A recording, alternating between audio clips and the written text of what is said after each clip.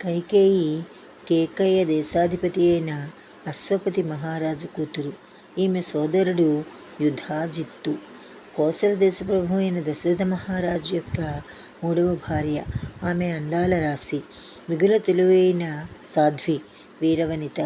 కైకేయి పూర్వజన్మ విశేషాలు పరికించగా కశ్యప ప్రజాపతి పుత్ర సంతతికై ఘోరతపము చేయగా శ్రీహరి ప్రత్యక్షమై కశ్యపుడు కోరిక ప్రకారము 3 జన్మలలో కశ్యపునికి పుత్రునిగా జన్మిస్తానని వరమిచ్చి అంతర్ధానమైనాడు.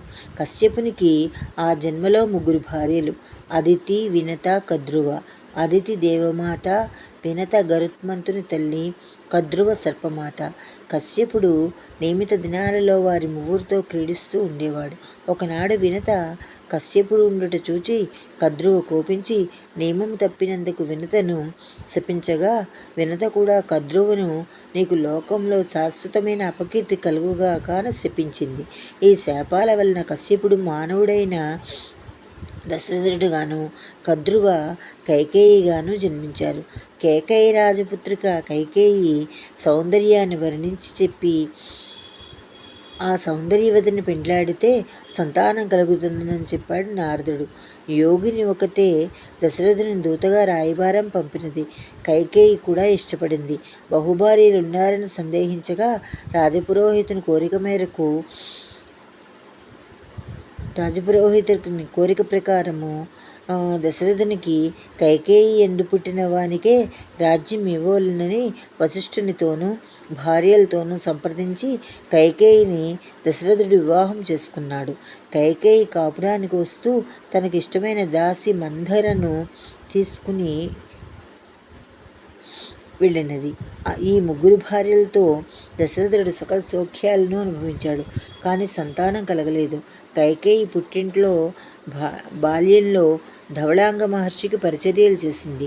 చేసిన పరిచర్యలకు మెచ్చి రాక్షసులు చేసే మాయలకు ప్రతిక్రియలు ఉపదేశించాడు ధవళాంగుడు. అట్లే ఒకానొక సమయమున గురువులైన ధవళాంగునికి ఎడమ చేతితో నమస్కరించింది కైకేయి. గురువులకు ఎడమ చేతితో మాత్రమే నమస్కరించడం తప్పిదమని తెలియజేసిన తప్పుకు కోపించి కైకేయి ఎడమ చేయి వజ్రము కన్నా కఠినమగునట్లు శపించాడు ధవళాంగుడు. కొంతకాలమునకు దేవదానవులకు యుద్ధం జరిగినది. శంబరుడు అనే రాక్షసుడు దేవదూతలను జయించినాడు. దేవతలు దశరథుని సహాయం కోరగా కైకేయి కూడా దశరథునితో రాక్షసులతో యుద్ధానికి వెళ్ళింది. శంబరాసురుడు దశరథుని మీద తన రాక్షసమాయలను ప్రయోగించగా కైకేయికి రాక్షసమాయల నుండి తప్పించుకొనుట తెలుసుకొనుక శంబరాసుని మాయలను ప్రతిఘటించింది. ఆ యుద్ధ సమయంలో దశరథుని రథచక్రం శీల విరిగిపోయింది. ఆ సంగతి తెలియకనే రథం మీద ఉండి యుద్ధం చేస్తున్నాడు దశరథుడు. ఈ సంగతి గ్రహించిన కైకేయి ప్రమాదం రాకుండా తన ఎడమ చేతి చిటికెన వేలిని చక్రం యొక్క శీలమేకుగా ఉపయోగించి అడ్డం పెట్టి రథం పడకుండా కాపాడింది.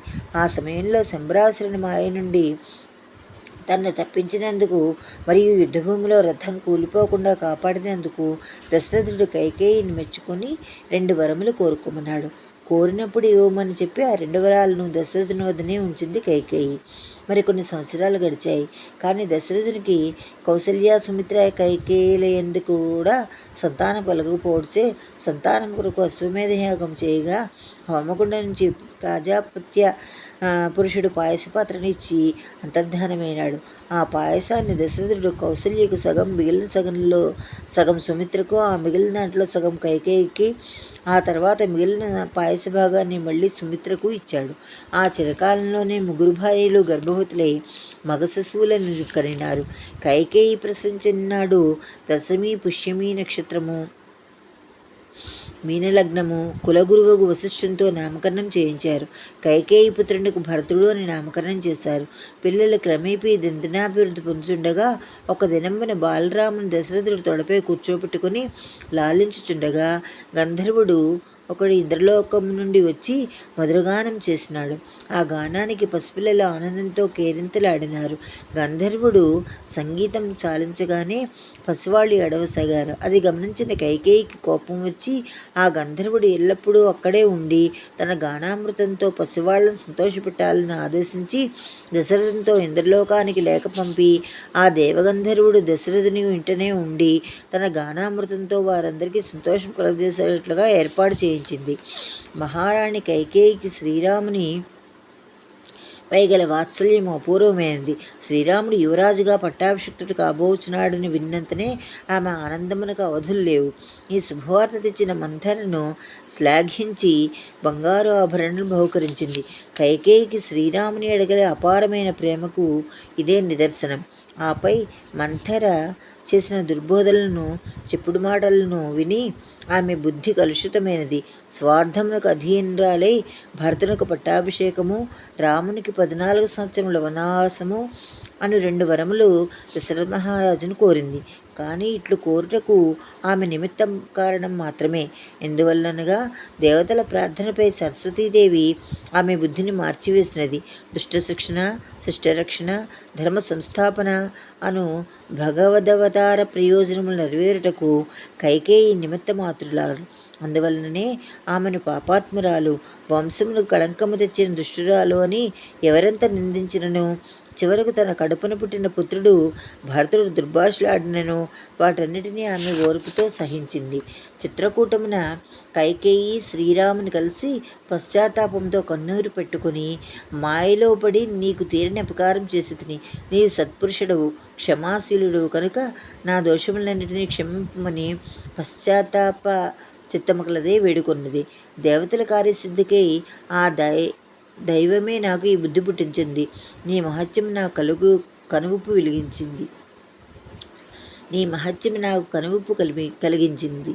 దేవతలు కూడా నిన్ను పూర్తిగా ఎరుగజాలరు. నీవు వాక్కులకు మనస్సుకు అతీతుడు అని శ్లాఘించింది. దేవతలు లక్ష్యము నెరవేరుటకే నీ నోటి ద్వారా ఈ వనాగమన ప్రస్తావన వచ్చింది. ఇందులో నీ దోషం ఏమాత్రమూ లేదు కనుక నీవు మనస్సును ఎట్టి విచారమును పెట్టుకొనక ప్రశాంతముగా చింతనతో కాలం గడుపుమని శ్రీరాముడు తెలిపినాడు. సాక్షాత్తు శ్రీరామచంద్రుడే ఇట్లు పలకట వలన కైకేయి మనసుకు ఊరటపడి శ్రీరామునికి అంతరంగ భక్తురాలై తత్వజ్ఞాన సంపన్నురాలై శాశ్వతమైన అపకీర్తిని భరించియు ఆ భగవంతుడి అనుగ్రహంతో ముక్తిని పొందినది.